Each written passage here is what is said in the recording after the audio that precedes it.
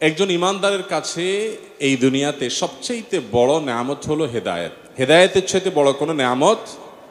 হেদায়েত জিনিসটা কি ভাই? হেদায়েত জিনিসটা হলো আল্লাহ রাব্বুল আলামিন আপনাকে গাইড করবেন, আল্লাহ তাআলা আপনাকে পথ দেখাবেন। আমরা জানি না কোন পথে চললে, কোন কাজ করলে, কোন ডিসিশন নিলে আমাদের কল্যাণ হবে দুনিয়াতে এবং আখিরাতে। আল্লাহ রাব্বুল আলামিন স্বয়ং কাউকে গাইড করলে, পথ দেখালে, সেটাই হলো কি হেদায়েত। হেদায়েতের অনেক প্রকার আছে, আমি সেদিকে যাচ্ছি না। হেদায়েতটা যে সবচেয়ে গুরুত্বপূর্ণ ইমানদারের জন্য, সেজন্য আল্লাহ রাব্বুল আলামিন কোরআনে কারীমের সূরা ফাতিহাতে একটি মৌলিক দোয়াই রেখেছেন, সেটা হলো ইহদিনাস সিরাতাল। 5 ওয়াক্ত নামাজে, ফরজ হোক, সুন্নত হোক, নফল হোক, সকল সালাতে, প্রতি রাকাতে আমরা আল্লাহর কাছে আল্লাহর প্রশংসা করে, গুণকীর্তন করে, এরপরে আল্লাহর কাছে একটা মৌলিক নিবেদন করি, সেটা হলো আল্লাহ আপনি সিরাতে মুস্তাকিমের পথে আমাদেরকে রাখবেন, সিরাতে মুস্তাকিম আমাদেরকে দেখাবেন। ভাইরা আমার, কিয়ামত যত নিকটবর্তী হচ্ছে, হেদায়েতের মতো এই মস্ত বড় দৌলত তত অধরা হয়ে যাচ্ছে। কিয়ামত যত কাছে আসছে, মানুষ হেদায়েত থেকে তত দূরে সরে যাচ্ছে, কারণ শয়তানের নানামুখী ফাঁদ তৈরি হচ্ছে এবং মানুষ বিভ্রান্ত হয়ে যাচ্ছে। নবী করিম সাল্লাল্লাহু আলাইহি সাল্লাম বলেছেন যে এমন একটি সময় আসবে যে ইউসবিহুর রাজুলু মুমিনা ইউমসি ওয়া ইউমসি কাফিরা ওয়া ইউমসি মুমিনা ওয়া ইউসবিহু কাফিরা আও কামা ওয়ারাদা ফিল হাদিস। এমন একটা সময় আসবে যে মানুষ সকালে ইমানদার থাকবে, কিন্তু সন্ধ্যায় সে ঈমান হারা হয়ে যাবে। আবার এমন হতে পারে যে সন্ধ্যায় সে ঈমানওয়ালা থাকবে, কিন্তু সকালে সে ঈমান হারা হয়ে যাবে। ঈমান এত ঠুনকো হয়ে যাবে, এত বহুমুখী ফিতনা চতুর্দিক থেকে আসবে। তো এরকম জটিল, এরকম কঠিন, এরকম ভয়াবহ পরিস্থিতিতে হেদায়েতের জন্য আল্লাহর কাছে কায়মনোবাক্যে দোয়া ছাড়া ঈমানদারের আর বিশেষ এবং পাওয়ারফুল কোনো করণীয় আরেকটি হতে পারে না। মুহতারাম হাজরিন, আমাদের সমাজে এত ওয়াজ মাহফিল হয়, এত কোরআন হাদিসের কথা বলা হয়, এত মানুষকে নসিহা করা হয়, জুমার মসজিদে খতিব সাহেবরা কোরআনের আলোকে, হাদিসের আলোকে এত কথা বলেন, এরপরও দেখা যায় কিছু মানুষের মধ্যে কোনো প্রকার চেতনা তাদের মধ্যে আসে না, কোনো প্রকার পরিবর্তন দেখা যায় না।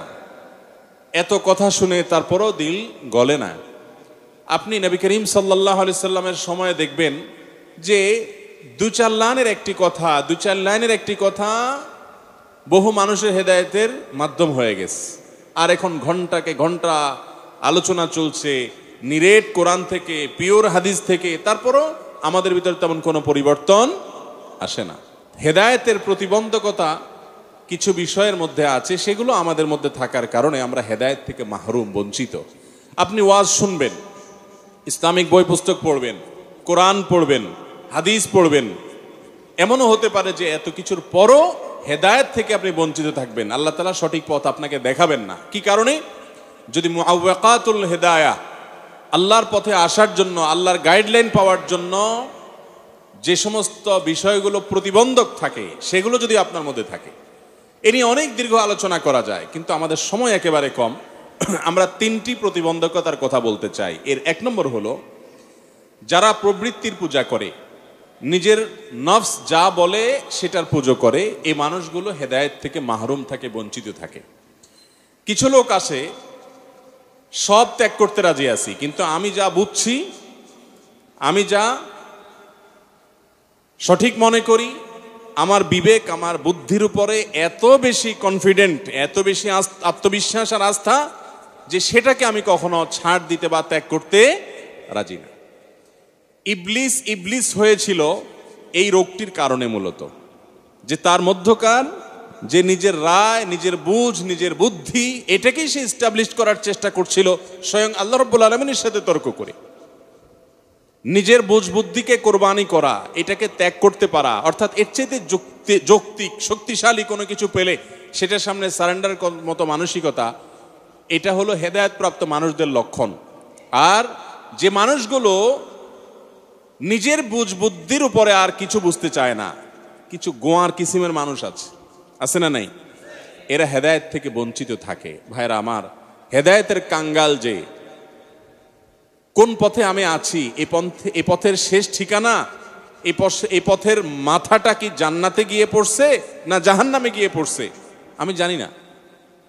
কতটা অস্থির থাকার কথা। আজকাল তো আমরা এত কনফিডেন্ট দিনের ব্যাপারে, ইসলামের ব্যাপারে, হ্যাঁ আমি যেটা বুঝছি এটাই সঠিক এবং এমন সঠিক তো সঠিক যে এটার উপরে দুনিয়াতে আর কিছু হতে পারে ইজতেহাদি গবেষণাগত বিষয়, সেই ব্যাপারে চুল পরিমাণ কোনো ছাড় দিয়ে কথা বলতে রাজি না।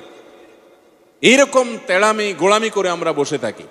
বিশেষ করে যেটা সঠিক বেঠিক যে কোনোটি হওয়ার মতো সম্ভাবনা থাকে, ইজতেহাদি অনেক বিষয় আছে এরকম, সে বিষয়গুলোতে পর্যন্ত আমরা এরকম জাবর কেটে বসে থাকি।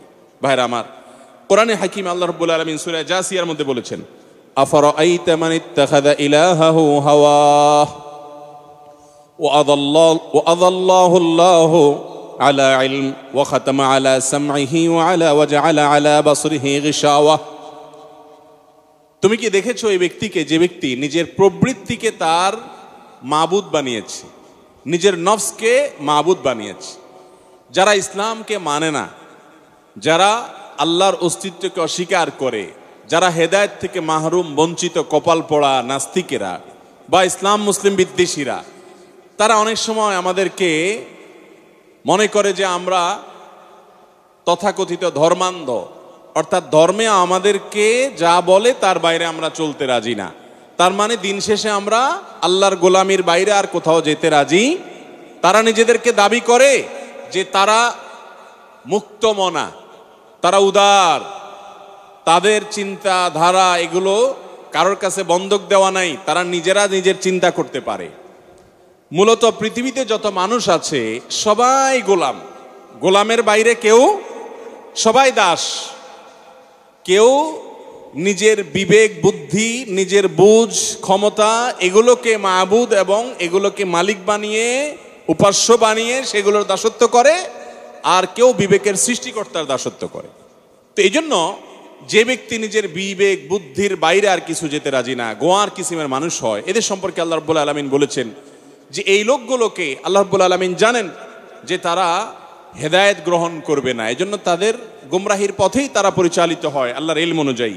এবং আল্লাহ তাআলা তাদের কানে, তাদের চোখে, তাদের দৃষ্টি শক্তিতে, শ্রবণ শক্তিতে আল্লাহ তাআলা মোহর মেরে দেন। মোহর মেরে দেওয়ার ফলে সেখানে আর হেদায়েত গ্রহণ করার সুযোগ থাকে না। ফামান ইয়াহদিহি মিন বাদিল্লাহ আফালা তাযাক্কারুন। যে ব্যক্তিকে আল্লাহ তাআলা মোহর মেরে দিয়েছেন সে আর কিভাবে হেদায়েত পেতে পারে? ভাইরা আমার, এই জন্য আমাদের মধ্যে অনেক ভাইরা আছেন যে আমি বলেছি, আমার বুঝে হয়েছে, অতএব এর বাইরে আর আমি যেতে রাজি না। আছে না এরকম মানুষ?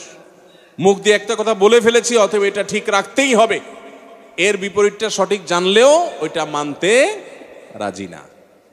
এই গোয়ার কিসিমের মানুষ বেশিরভাগ ক্ষেত্রে হেদায়েত থেকে বঞ্চিত হয়, হেদায়েত নসিব হয় না। এবং নবী করিম সাল্লাল্লাহু আলাইহি ওয়াসাল্লাম এক হাদিসে বলেছেন যে মানুষ যখন অহমিকা প্রদর্শন করে তার একটা প্রমাণ হলো বাতারুল হক, সত্য জানার পরও সেটাকে স্বীকার করতে আরেকজন বলছে, অন্যজনের মুখ থেকে আসছে, অতএব এটা আমি মানব না। আল্লাহ তাআলা আমাদেরকে বদ অভ্যাস থেকে দূরে থাকার, বেঁচে থাকার তৌফিক দান করুন। আরেকটি বিষয় আছে হেদায়েতের পথে প্রতিবন্ধক। আপনি যতই কোরআন হাদিস পড়েন, শুনেন বা নিজেকে মুসলমান দাবি করেন, আল্লাহ তাআলার হেদায়েত আপনি লাভ করতে পারবেন না। আল্লাহর গাইডলাইন সরাসরি ইরাতুত তরিক হোক, ইসাল্লাল মাতলুব হোক, আল্লাহ তাআলা আপনাকে পথ দেখাবেন কিংবা জান্নাত পর্যন্ত পৌঁছে দিবেন, এর কোনোটি আপনার অর্জন হবে না যদি আপনার মধ্যে অহংকার থাকে, দম্ভ থাকে। অহংকার এবং দম্ভ এটা হেদায়েতের পথে অনেক বড় প্রতিবন্ধক। নবী করিম সাল্লাল্লাহু আলাইহি সাল্লাম তার সময় এরকম বহু মানুষ হেদায়েত গ্রহণ করত, তারা জানতো যে তিনি সত্য দিন নিয়ে এসেছেন, তিনি আল্লাহর নবী, কিন্তু তারপরও সেটা গ্রহণ করে নাই। কেন? যে তার কথা মানলে তারা নেতা মানুষ, তাদের নেতাগিরি আর থাকে না, তার মতো মানুষের মানলে তাদের অহমিকা আর থাকে না, সেজন্য তারা সত্য গ্রহণ করতে পারে নাই। আল্লাহ রাব্বুল আলামিন কোরআনে হাকিমে বলেছেন, সাআসরিফু আন আয়াতি আল্লাযীনা ইয়াতাকাব্বারুনা ফিল আরদ। যারা জমিনে অন্যায়ভাবে, সম্পূর্ণভাবে বিধি বহির্ভূতভাবে, অন্যায্যভাবে যারা অহমিকা দেখায়, যেখানে হয়তো জোর গলায় কোনো সত্যের কথা বলতে হয়, বলা লাগে, সেটা ভিন্ন কথা, কিন্তু এছাড়া যারা ইয়াতাকাব্বারুনা ফিল আরদি বিগাইরিল হক, অন্যায়ভাবে যারা অহমিকা প্রদর্শন করে, আল্লাহ বলেছেন এই লোকগুলোকে আমার আয়াত থেকে, কোরআন থেকে আমি দূরে সরায় রাখি। কত বড় কপাল পোড়া যে স্বয়ং আল্লাহ রাব্বুল আলামিন নিজে তার আয়াত থেকে দূরে সরায় রাখেন।